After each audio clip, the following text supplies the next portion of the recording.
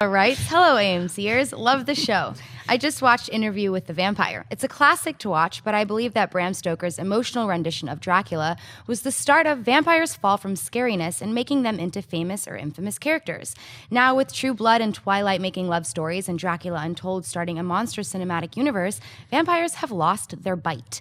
Do you think that vampires could ever make a comeback as a true horror medium? I really hope so. I really, really do. Because at some point along the way, vampires went from being the ultimate, the pinnacle of the what goes bump in the night monsters that you could tell in any story, to these washed out, weakened, watered down, laughable things. I remember even by Blade 3, and you know there are a million things wrong with Blade 3, but you know Blade 1,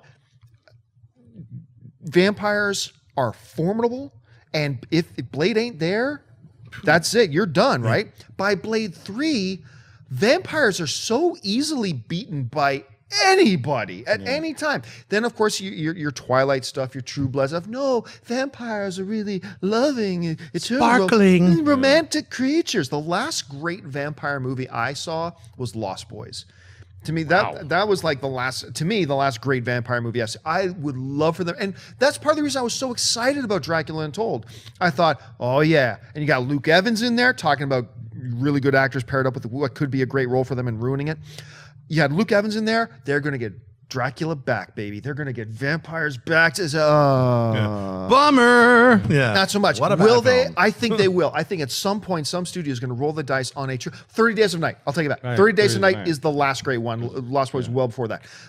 Get back to that 30 Days of Night type of vampire movie where these things are things of nightmares and make them badass and formidable and like, oh my heavens, I am effed if one of these things shows up. Like, not try to win his heart. I mean, so get to anyway, Christian, what do you think? Well, although I will say the one movie that did it well was the one that the viewer had put, and that was Bram Stoker's Dracula. I thought that Gary Oldman, because he was so tainted, he lost his true love, and the reason why he went into the darkness was because of that. I thought they blended that really well, and that's still one of my favorite tellings of Dracula ever. It's a great movie, yeah. 30 Days of Night for me is a terrifying representation of vampires for sure.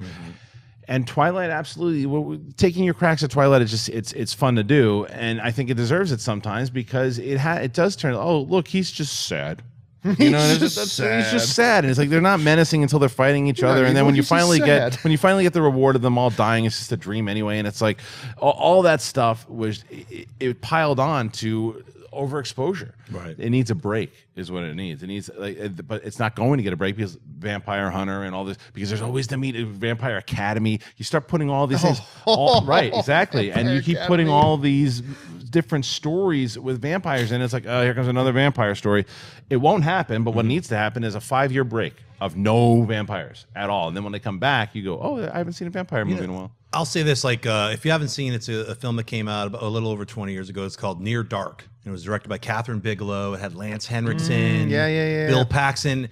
And they never mentioned vampire once, but it is the most terrifying vampire movie you'll see. So the viewer who wrote that question, look up Near Dark, get ready to get scared. It has nothing at all to do with Twilight. It's the exact opposite. It's a frightening horror film, and it's great. What I'd say about Interview with a Vampire, I thought it was great. I loved it. And I also loved Bram Stoker's Dracula. That was a long time ago, though. It was a long time ago. Bram Stoker's Dracula longer than the Lost Boys. Which came first? Lost Boys was 87. Lost Boys was that 87? Yeah. That's like 10 years before Bram Stoker's. But I'll say this, like, you got to look at, like, all horror movies go through these different genre kind of breaks, you know, cycles. Like, and cycles. Like, you had Wolfman came out, and that just didn't do it. And they were like, we're gonna revamp Wolfman. No, you're not. And then what happened is, you're like a straight to video sequel and go away. It was one of those things. Dracula. They've been trying to get Dracula and the whole vampire thing down for years. I mean, we've seen countless. Remember Dracula 2000? They had moments. There were moments of that were actually kind of cool. It's a Gerard Butler was Dracula's like floating in front of Virgin Superstore, like it was like a giant Virgin commercial. Everyone worked at Virgin. It was still a cool movie. Dracula dead and loving it. What's Leslie Nielsen? Oh, right. I almost forgot about that one. Ow, my neck is sore.